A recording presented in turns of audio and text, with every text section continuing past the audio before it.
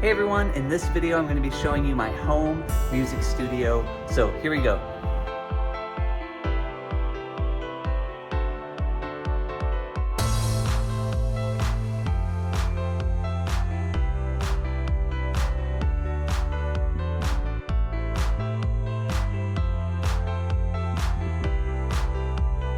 Woo, awesome. So welcome in. This is the studio here. Let me go ahead and show you around real quick. So when you come in here on the right, this is the student drum set. It's a Roland VAD 306, and I actually really like this drum set. It's awesome to play. It's got the 18-inch kick drum, 12 and 12-inch snare and floor tom, and then two 10-inch rack toms. You've got the VH10 12-inch hi-hats, and then the only thing that I've changed is I upgraded the ride a little bit to this 18-inch lemon ride, which is really nice. It's got a bigger feel to it, bigger size, and I wanted these kits to feel as acoustic as possible. And then you've got the TD17 module here, which sounds great. So I'm just running a single mono cable out of that. And then you will notice here, I've got an extra pedal here. And the reason for that is I have a couple students, actually two, who are left-handed, which is really fun. And so what I do is I unplug the hi-hat control cable from the VH10, run it across by the bass drum pedal, and then over here to this other pedal. And that way they are able to just play completely lefty. So this is their hi-hat pedal. I programmed a drum set to be completely backwards, so then this is their hi-hat. It actually works really, really well.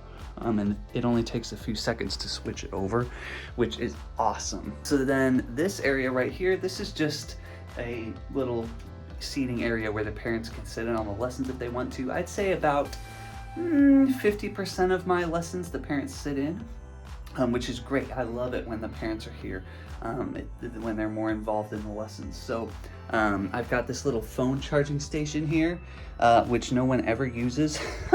And then of course some hand sanitizer. And yeah, I've got the Vic Firth isolation headphones for the parents to use, and the students have some other headphones as well. And then on the wall behind me, you'll see the AC unit. This is the one thing I wish that I would have just done straight away.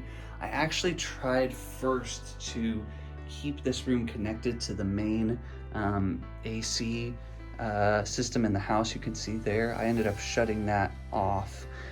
So it's actually disconnected up in the attic, and there's just kind of some like muffling and stuff stuffed up in that return air vent that is not being used. But I wish that I would have done the original AC wall unit straight away, because it does help with the sound, and it also heats and cools this room super easily, which is nice. So I can cool it down in here. This room is only 125 square feet, so it's actually really small. It's smaller than it looks maybe in some of the videos that I shoot. I don't know, maybe it looks small, but a lot of times when my friends come over, they're like, oh wow, this is a lot smaller than in the YouTube videos. And it's true, it is a small room, but you don't actually need that much space. So then my drum kit here, this is the VAD 503, and it's a little confusing because Roland just came out with like a bunch of new versions of this kit. And so the VAD line is kind of confusing. I don't know if you guys have seen any of the recent kits, but there's like the 504, the 506, the 507, the 503, and then there's like the 306 and the 307, and they're just small upgrades since they came out with the digital hi-hats, which I do not have. Because yeah, if you know anything about them, they're literally $1,000.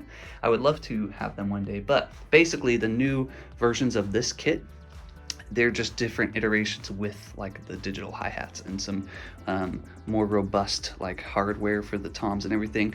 But my kit actually, it did not come originally with this second floor tom. I actually added that later. So it was just like what you see here, the 4-piece setup, and I used that for probably a year, maybe a little more. And then I added this floor tom.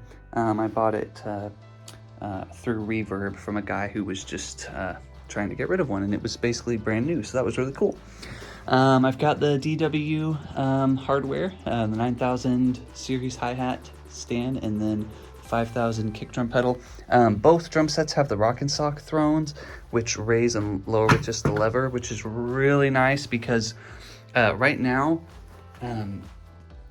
my youngest student is like 6 or 7, and my oldest student is 70, which is awesome.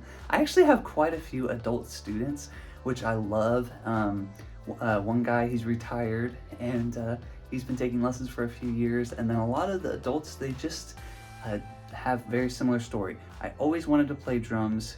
Growing up, I never had the chance to do it, and I just decided, this is it, I'm gonna make this happen. So that's really cool, and I love my adult students. So let me just show you quickly the other little gear components. So this is kind of the little workstation here.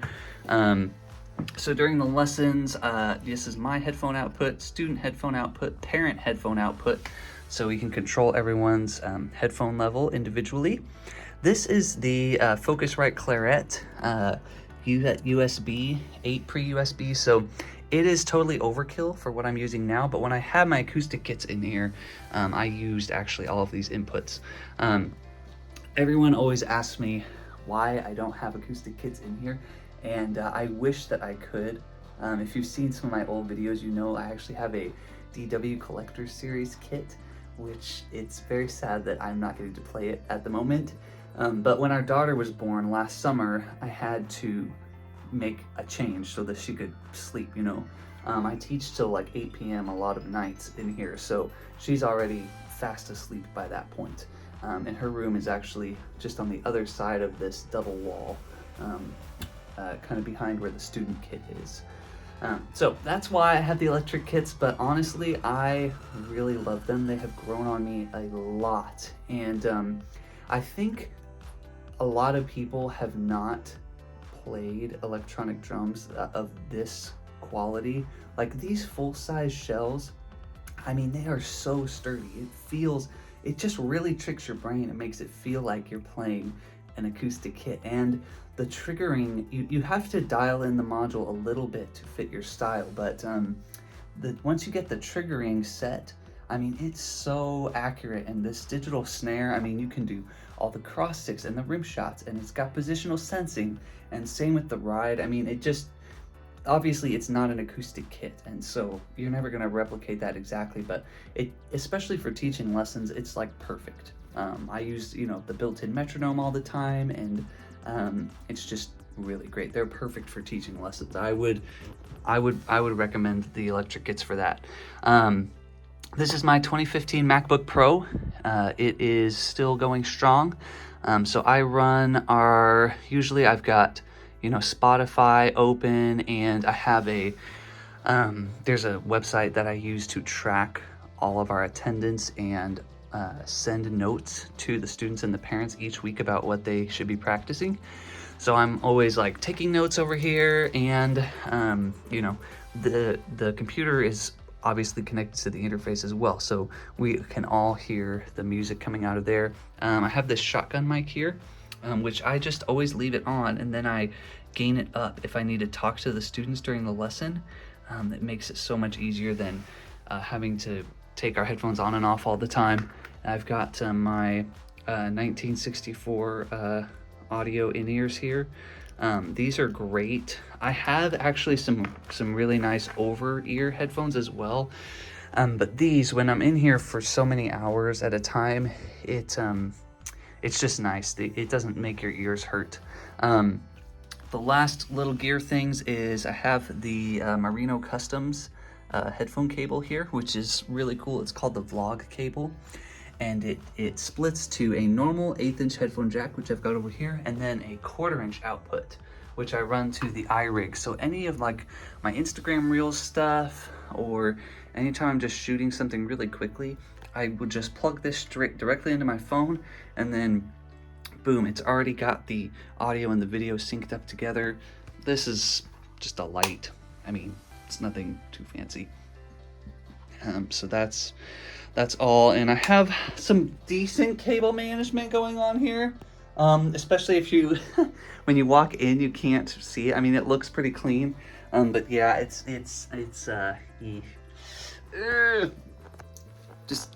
just don't look back there. It's fine. But no, I try to keep this room pretty tidy because since it is small, if there's stuff lying around, it tends to feel very small and cluttered. So I definitely don't want that. Okay, thank you guys so much for watching this video. Please leave a comment or feel free to ask any questions about the studio that I didn't cover. Hopefully this inspires you to make your own home studio. I knew zero about construction and building and doing anything like this. You know, you always see people in YouTube videos like this talking about, oh, I have my home studio and this and that, and I just thought, oh man, there's no way I could ever do that. And then when the pandemic hit, we just decided, you know what? This is the time. We're gonna make it happen.